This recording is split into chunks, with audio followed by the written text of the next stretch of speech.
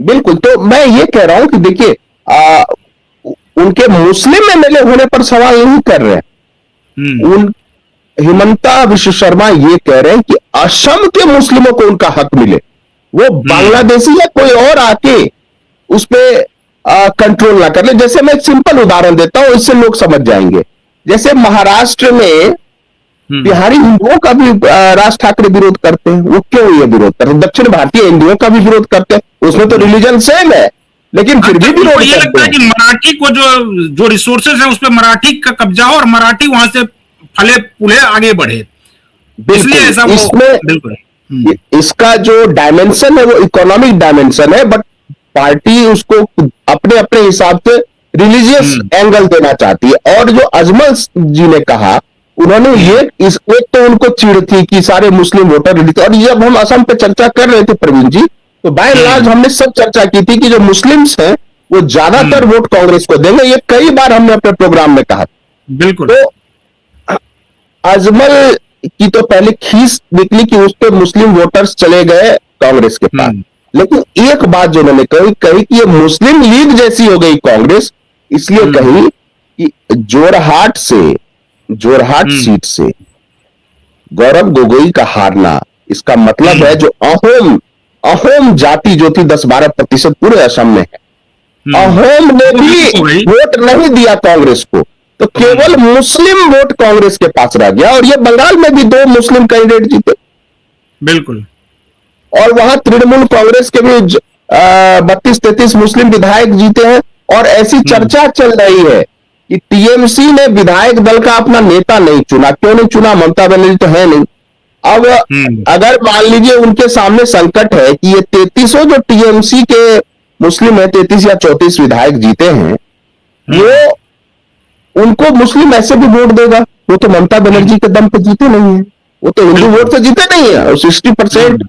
या 50% मुस्लिम वोटर्स थे, और 70 ऐसी सीटें हैं जहां केवल मुस्लिम वोटरों से निर्णय होता है अभी तक। बिल्कुल। तो वो टूट के अगर हो सकता है फिरहाद हकीम वो लेके विधायकों को निकल ले, अपनी पार्टी हम्म। बना ले। दूसरा, जो हिंदू विधायक है टीएमसी के, हम्म। उनमें अभिषेक बनर्जी के नेतृत्व को वो स्वीकार नहीं कर रहे हैं। और ये 50 नेताओं की बाइट आ चुकी है कि अभिषेक बनर्जी बिल्कुल। को पॉलिटिकल पार्टी नहीं चलाते, कॉर्पोरेट कंपनी चलाते हैं हाईटेक्स के साथ हम्म। मिलकर। सीनियर नेताओं की इज्जत नहीं करते, किसी की सुनते नहीं, अपने बात थोपते। और फिर उन पर जो आरोप हैं तरह तरह के, वो सरकार जांचेगी। और इसमें स्पष्ट है कि वो कमीशन बनेगा। संदेश खाली में भी शौकत मुल्ला की जो हरकत थी उस हम्म। पर बनेगी। जहांगीर खान जो फाल्टा में जो कर रहा था, अनुव्रत मंडल, सब पे एक स्पेशल कमीशन फॉर्म किया जाएगा। अभिषेक बनर्जी के भी कारनामों पर फॉर्म किया जाएगा हम्म। कमीशन। तो मान लीजिए अभिषेक बनर्जी जेल चले जाते हैं 6 महीने के लिए, जो हम्म। बचे हुए जो हिंदू एमएलए हैं वो क्या करें? अब उनको तो कोई वहां नेतृत्व करने वाला होगा नहीं। और ऐसा कहा जा रहा है यानी आप कि इनडायरेक्ट रूप में संजीव जी ये कह रहे हैं कि वो सभी धीरे धीरे करके भारतीय जनता पार्टी में आ जाएंगे, अगर 2/3 से अगर टूट जाए तो। देखिए, उसमें ये है, 2/3 की बात नहीं है। उसमें हम्म। यह है कि मुस्लिम अपना एक मोर्चा बना लेंगे, हम्म। और वो अपने हिसाब से बार्गेन करेंगे सरकार से। मान लीजिए उनको कुछ चाहिए तो वो ऐसा दिखाएंगे कि वो ममता बनर्जी के विरोध में है। और हो सकता है कुछ विधायक बयान भी दे, मुस्लिम विधायक ममता बनर्जी के खिलाफ, ताकि वो, भाई बिना सरकार के सहयोग के आप कुछ नहीं कर सकते अपने विधानसभा। और बहुत सारों पर क्या होता है, विधायकों पे बहुत सारे करप्शन के मामले होते हैं, मारपीट और जो हिंसा की राजनीति है बंगाल में, तो वो सारे फाइल खुल जाएंगे, बहुत सारे अरेस्ट हो जाएंगे। दूसरी बात यह है कि अगला जब राज्यसभा चुनाव होगा, हम्म। तब असली सीन आपको नजर आएगा कि कौन विधायक कहां भागा। किधर शिफ्ट हो रहा है।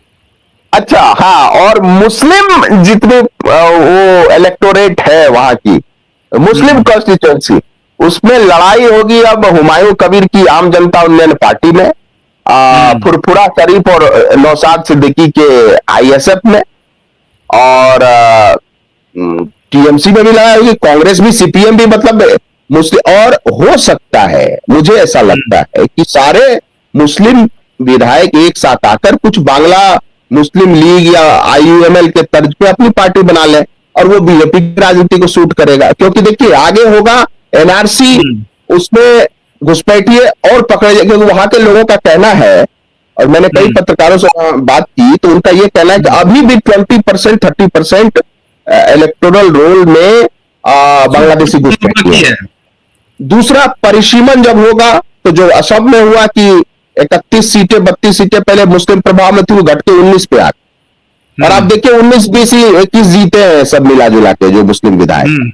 तो वो परिसीमन से भी संख्या घटेगी और मुझे लगता है कि चिकन नेक को अलग तरीके से कंट्रोल भी सरकार करेगी, तो टीएमसी बिखर जाएगी। देखिए ऐसी पार्टियां, जिस पार्टी की आइडियोलॉजी नहीं है वो चलती कैसे है, इस पे अगर कभी विस्तार से चर्चा होगी तो बताऊंगा, लेकिन नटसेल में बता देता हूं।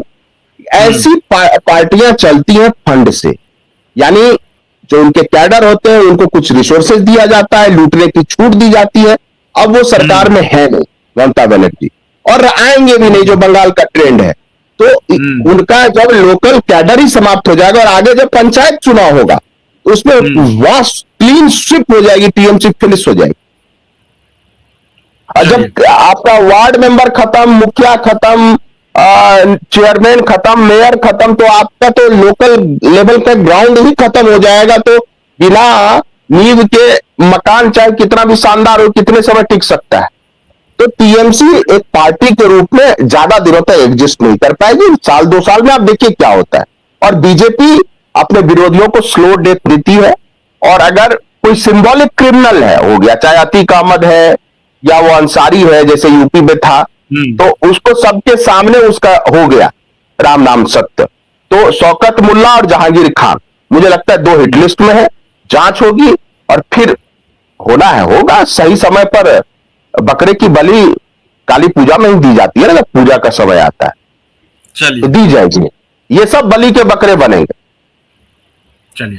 चलिए संजीव जी, तो आज हम लोग इस डिबेट को यहीं पर खत्म करते हैं। कल किसी और मुद्दे के साथ फिर हाजिर होंगे। तब तक जो दर्शक हमारे साथ बने हुए हैं, इस वीडियो को फटाफट शेयर कर दीजिए और कमेंट भी जरूर कीजिए कि आपको ये डिबेट कैसा लगा।